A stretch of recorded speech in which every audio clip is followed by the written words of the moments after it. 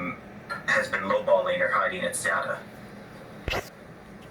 Well, I would say first off, we are very concerned about disinformation. I just had a call with the NATO allies a few hours ago. Canada gets its data from the World Health Organization. We trust the international UN bodies to provide accurate information to different bodies around the world.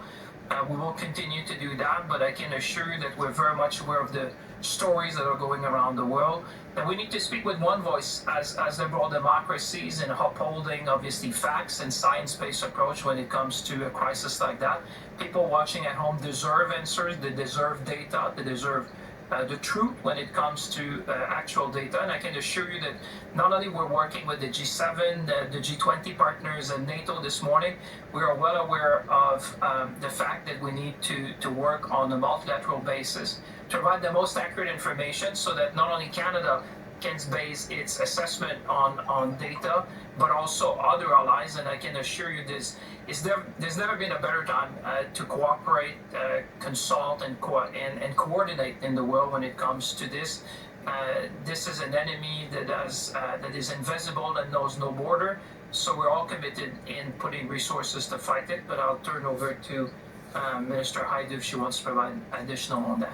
Well, I think the most important thing that my colleague mentioned was that we don't rely on any one country's source of data. In fact, it's the World Health Organization that coordinates the data from all countries.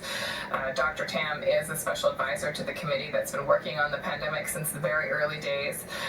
Dr. Bruce Elwood led the World Health Organization committee to China to do the investigation of what was happening, what they could determine on the ground in terms of China's capacity to have a full understanding of what was happening.